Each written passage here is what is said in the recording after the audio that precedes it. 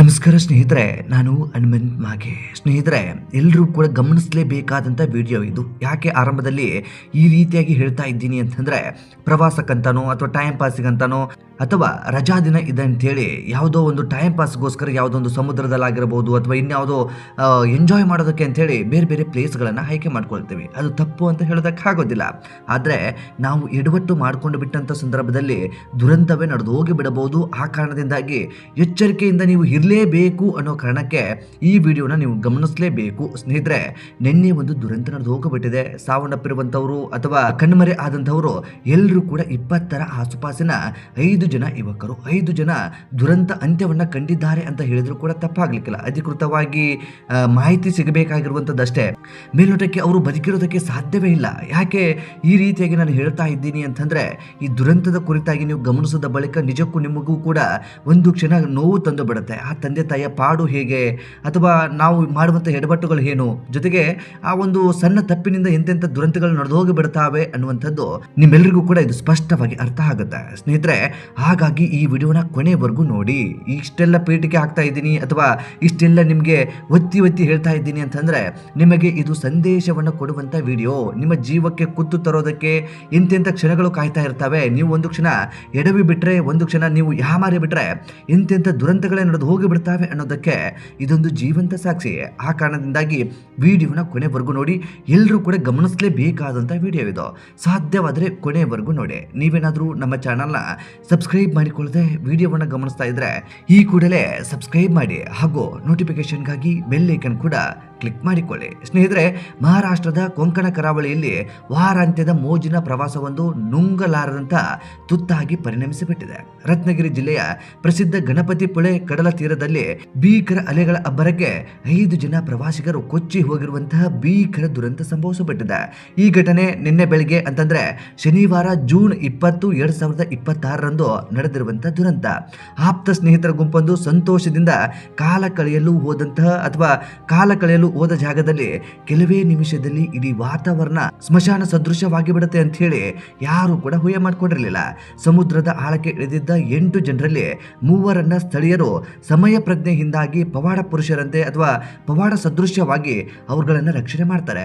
ಆದರೆ ದುರದೃಷ್ಟವಶಾತ್ ಉಳಿದ 5ರು ಕ್ರೂರ ಅಲೆಗಳ ಅಬ್ಬರಕ್ಕೆ ಸಿಲುಕಿ ಸಮುದ್ರದ ಪಾಲಾಗಿ ಬಿಟ್ಟಿದ್ದಾರೆ. ಇದೀಗ ಅವರ ದೇಹವನ್ನ ಹುಡುಕಾಟ ಕೂಡ ಮಾಡ್ತಾ ಇದ್ದಾರೆ. ಆದರೆ ಇಲ್ಲಿಯವರೆಗೂ ಅಂತಂದ್ರೆ ನಿನ್ನೆ ಬೆಳಗಿನ ಜಾವ 10 ಗಂಟೆ ಅಥವಾ 11 ಗಂಟೆಯ ಆಸುಪಾಸಿನಲ್ಲಿ ನಡೆದಿರುವಂಥ ದುರಂತ, ಇಲ್ಲಿಯವರೆಗೂ ಕೂಡ ಯಾವುದೇ ರೀತಿಯಾದಂಥ ಹುಡುಕಾಟ ಮಾಡಿದರೂ ಕೂಡ ಯಾವುದೇ ದೇಹಗಳು ಕೂಡ ಸಿಕ್ಕಿಲ್ಲ. ನಿಜಕ್ಕೂ ದುರಂತವಾಗಿ ಅವರು ಅಂತ್ಯವನ್ನು ಕಂಡಿದ್ದಾರೆ ಅಂತ ಹೇಳಿ ಇಲ್ಲಿ ಸ್ಪಷ್ಟವಾಗಿ ಅರ್ಥ ಮಾಡಿಕೊಳ್ಳಬೇಕಾಗಿದೆ. ಯಾಕೆ ಅಂತಂದ್ರೆ ಅವರ ದೇಹಗಳು ಇಲ್ಲಿವರೆಗೂ ಸಿಕ್ಕಿಲ್ಲ ಅಂತಂದ್ರೆ ಅದರಲ್ಲೂ ಕೂಡ ಸಮುದ್ರದಲ್ಲಿ ಯಾವುದೋ ಮರ ಇರುತ್ತೆ ಅಥವಾ ಗಿಡ ಇರುತ್ತೆ, ಇನ್ನೇನೋ ಇರುತ್ತೆ, ಹಿಡ್ಕೊಂಡು ಅಲ್ಲಿ ಕೂತ್ಕೊಂಡಿರ್ಬೋದು ಅನ್ನೋ ಹಾಗೆ ಯಾವುದೂ ಕೂಡ ಇರೋದಿಲ್ಲ.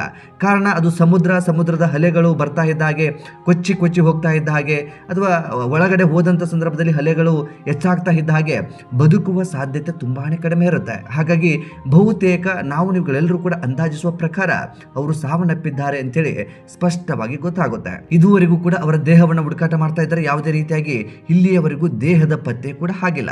ಸ್ನೇಹಿತರೆ, ಇನ್ನು ಈ ದುರಂತ ಹೇಗೆ ಸಂಭವಿಸಿತು ಎಂಬುದರ ಕುರಿತಾಗಿ ಒಂದಿಷ್ಟು ಮಾಹಿತಿಯನ್ನ ಗಮನಿಸ್ತಾ ಹೋಗೋಣ. ಸಂತ್ರಸ್ತರು ಮತ್ತು ಅವರ ಪ್ರವಾಸದ ಹಿನ್ನೆಲೆಯನ್ನು ಗಮನಿಸೋದಾದ್ರೆ ಸ್ನೇಹಿತರೆ, ಅಂದ ಹಾಗೆ ಬರೋಬ್ಬರಿ 19 ಜನ ಸದಸ್ಯರಿದ್ದ ಒಂದು ದೊಡ್ಡ ಪ್ರವಾಸಿ ಗುಂಪಿನ ಭಾಗ ಇದು. ಈ ಇಡೀ ಗುಂಪು ಛತ್ರಪತಿ ಸಂಭಾಜಿನಗರ ಅಂತಂದ್ರೆ ಹಳೆಯ ಹೆಸರು ಆಗಿರುವಂತ ಔರಂಗಾಬಾದ್ ಅಂತ ಏನು ಪ್ರದೇಶ ಇದೆ, ಮಹಾರಾಷ್ಟ್ರದ ಔರಂಗಾಬಾದ್ ಪ್ರದೇಶದ ಛತ್ರಪತಿ ಸಂಭಾಜಿ ಅಂತೇಳಿ ಈಗಿನ ಹೆಸರು, ಆ ಒಂದು ಜಿಲ್ಲೆಯ ಪೈಥಾನ್ ತಾಲೂಕಿನ ಬಿದ್ಕಿನ್ ಗ್ರಾಮಕ್ಕೆ ಸೇರಿದಂತ ಯುವಕರು ಇವರೆಲ್ಲರೂ ಕೂಡ 19 ವರ್ಷದ ಯುವಕರು. ಎಲ್ಲರೂ ಕೂಡ ಅಂದ್ಕೊಂಡಿದ್ದು ನಾಳೆ ಶನಿವಾರ ಇದೆ, ರಜೆ ಇದೆ, ಆರಾಮಾಗಿ ಹೋಗಿ ಒಂದಿಷ್ಟು ಬೀಚ್ಗೆ ಹೋಗಿ ಎಂಜಾಯ್ ಮಾಡ್ಕೊಂಡು ಬಂದು ಬಿಡೋಣ ಅನ್ನುವ ನಿಟ್ಟಿನಲ್ಲಿ ಹೋಗಿರ್ತಾರೆ.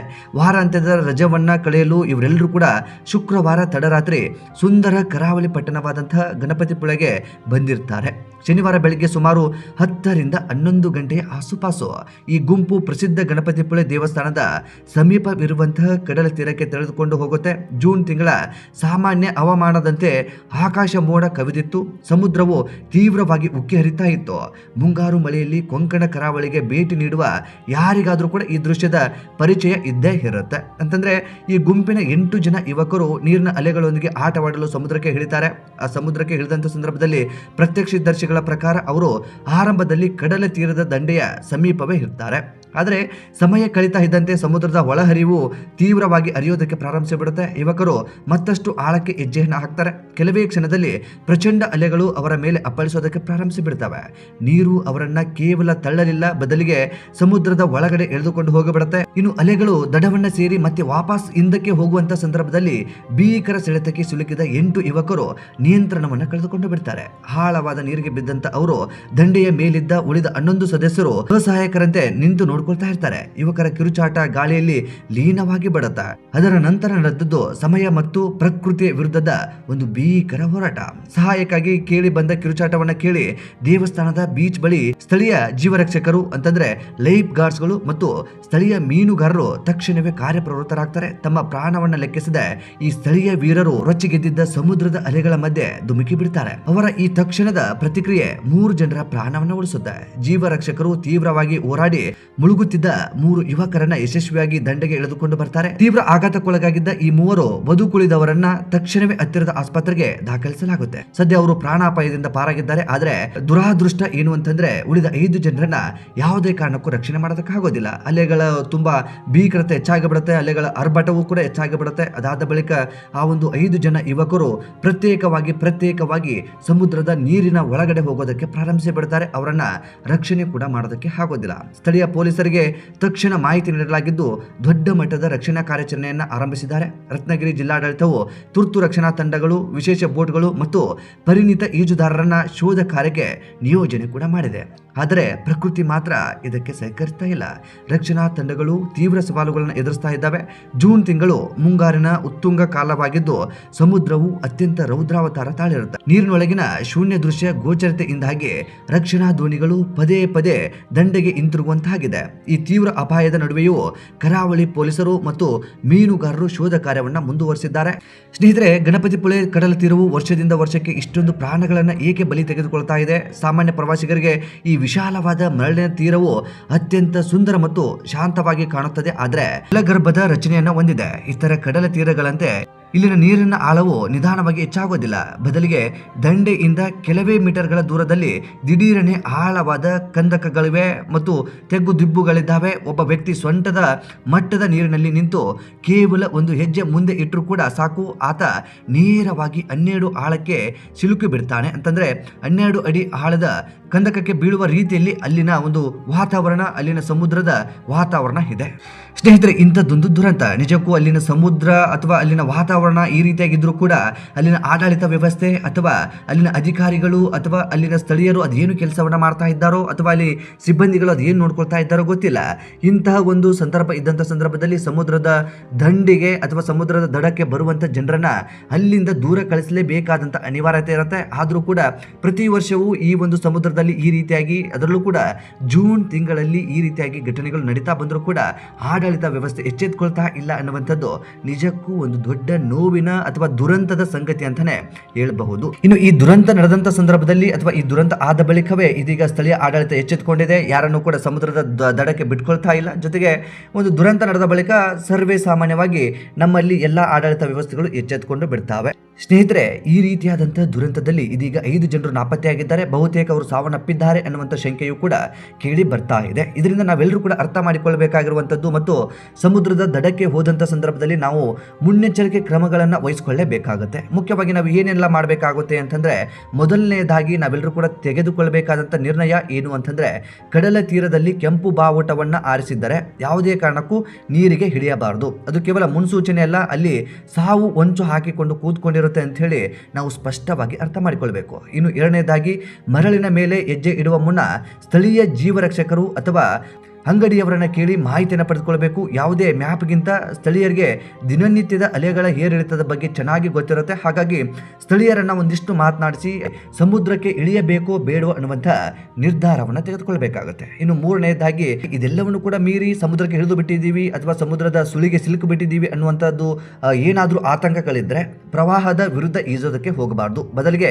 ತೀರಕ್ಕೆ ಸಮಾಂತರವಾಗಿ ಈಜುತ್ತಾ ಸುಳಿಯಿಂದ ಹೊರಬರಲು ಪ್ರಯತ್ನವನ್ನು ಮಾಡಬೇಕಾಗುತ್ತೆ. ನಂತರ ದಂಡೆಗೆ ಬರಬೇಕಾದಂಥ ಸಾಧ್ಯತೆ ಇರುತ್ತೆ ಅಥವಾ ದಂಡೆಗೆ ಬರುವಂಥ ಸಾಧ್ಯತೆ ಇರುತ್ತೆ. ಈ ಎಲ್ಲದಕ್ಕಿಂತ ಹೆಚ್ಚಾಗಿ ಈ ನಾವೆಲ್ಲರೂ ಕೂಡ ಗಮನಿಸಲೇಬೇಕು, ಒಂದಿಷ್ಟು ಅಲೆಗಳು ಅಂಥದ್ದೆಲ್ಲವೂ ಕೂಡ ಹೆಚ್ಚಾಗಿ ಕಾಣಿಸ್ತಾ ಇದ್ರೆ ಸಮುದ್ರದ ದಡಕ್ಕೆ ಹೋಗುವುದನ್ನೇ ನಿರ್ಬಂಧವನ್ನು ಮಾಡಬೇಕು. ಅಲ್ಲಿನ ಆಡಳಿತ ವ್ಯವಸ್ಥೆಗಳು ಕೂಡ ಅದರ ಬಗ್ಗೆ ಗಮನ ಹರಿಸಬೇಕು. ಜೊತೆಗೆ ಪ್ರವಾಸಕ್ಕೆ ಹೋದಂಥವರು ಕೂಡ ಇದರ ಬಗ್ಗೆ ಗಮನವನ್ನು ಹರಿಸಲೇಬೇಕಾಗತ್ತೆ. ಈ ರೀತಿಯಾದಂಥ ದುರಂತ, ಈ ದುರಂತದಲ್ಲಿ 5 ಜನ ಯುವಕರು ಸಾವನ್ನಪ್ಪಿ ಬಿಟ್ಟಿದ್ದಾರೆ. 5 ಜನ ಸಾವನ್ನಪ್ಪಿದ ಯುವಕರ ವಿವರವನ್ನು ಕೂಡ ಈ ಸಂದರ್ಭದಲ್ಲಿ ಗಮನಿಸ್ತಾ ಹೋಗೋಣ. ಎಲ್ಲರೂ ಕೂಡ 19, 20, 21 ವಯಸ್ಸಿನ ಆಸುಪಾಸಿನವರು. ಪ್ರೇಮ್ ದೀಪಕ್ ಆದಮನೆ ಅಂತ ಹೇಳಿ 19 ವರ್ಷದ ಯುವಕ. ರಕ್ಷಣಾ ಕಾರ್ಯಾಚರಣೆಯ ವೇಳೆ ಈ ಯುವಕನ ಮೃತದೇಹವು ಕೂಡ ಇದೀಗ ಪತ್ತೆ ಆಗಿದೆ. ಇನ್ನು 4 ಜನರು ಕೂಡ ನಾಪತ್ತೆ ಆಗಿದ್ದಾರೆ. ಆ ಪೈಕಿ ಆದಿತ್ಯ ಸಂತೋಷ್ ರಾವತ್ ಅಂತ ಹೇಳಿ 22 ವರ್ಷದ ಯುವಕ, ಆತನು ಕೂಡ ನಾಪತ್ತೆ ಆಗಿದ್ದಾನೆ. ಅನಿಕೇತ್ ಬಂಡು ಇವರಾಳೆ 20 ವರ್ಷದ ಯುವಕ.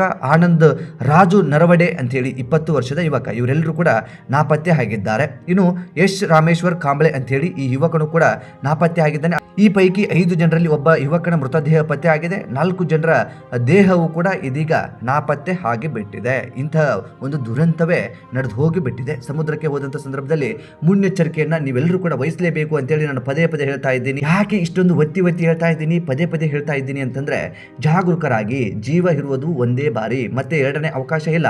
ಆ ಕಾರಣದಿಂದಾಗಿ ಜೀವ ಹೋಗಿಬಿಟ್ರೆ ಅಲ್ಲಿಗೆ ಎಲ್ಲವೂ ಕೂಡ ಅಂತ್ಯವಾಗಿ ಬಿಡುತ್ತೆ. ಜೀವನ ಇದ್ರೆ ಮುಂದೆ ಏನು ಬೇಕಾದರೂ ಮಾಡಬಹುದು. ಆ ಕಾರಣದಿಂದಾಗಿ ನೀರಿಗೆ ಇಳಿಬೇಕಾದಂಥ ಸಂದರ್ಭದಲ್ಲಿ ಯಾವುದೇ ಕಾರಣಕ್ಕೂ ಎಚ್ಚರಿಕೆಯಿಂದ ಇರಿ ಅಂತೇಳಿ ಈ ವಿಡಿಯೋದ ಮೂಲಕ ಸ್ಪಷ್ಟವಾಗಿ ಹೇಳೋದಕ್ಕೆ ಇಷ್ಟಪಡ್ತೀನಿ. ಸ್ನೇಹಿತರೆ, ಈ ಒಂದು ದುರಂತದ ಕುರಿತಾಗಿ ನಿಮ್ಮ ಅನಿಸಿಕೆ ಏನು ಎಂಬುದನ್ನು ಕಾಮೆಂಟ್ ಬಾಕ್ಸಲ್ಲಿ ಮೆನ್ಷನ್ ಮಾಡಿ. ಆದಷ್ಟು ಈ ವಿಡಿಯೋನ ನಿಮ್ಮ ಸ್ನೇಹಿತರಿಗಾಗಿರ್ಬೋದು, ಫ್ರೆಂಡ್ಸ್ಗಳಿಗಾಗಿರ್ಬೋದು, ಅಥವಾ ಪ್ರವಾಸಕ್ಕೆಂದು ಹೋಗ್ತಾ ಇದ್ದಂಥ ಅಥವಾ ಪ್ರವಾಸಕ್ಕೆ ಹೋಗುವಂಥವರಿಗೆ ಆದಷ್ಟು ಈ ವಿಡಿಯೋನ ಈ ಕೂಡಲೇ ಶೇರ್ ಮಾಡಿ. ಚಾನಲ್ನ ಸಬ್ಸ್ಕ್ರೈಬ್ ಮಾಡಿಕೊಳ್ಳದೆ ವಿಡಿಯೋವನ್ನು ಗಮನಿಸಿದ್ರೆ ಈ ಕೂಡಲೇ ಸಬ್ಸ್ಕ್ರೈಬ್ ಮಾಡಿ ಹಾಗೂ ಬೆಲ್ ಐಕನ್ ಕೂಡ ಕ್ಲಿಕ್ ಮಾಡಿಕೊಳ್ಳಿ. ಮತ್ತೆ ಮುಂದಿನ ವಿಡಿಯೋದಲ್ಲಿ ಸಿಗೋಣ. ನಮಸ್ಕಾರ.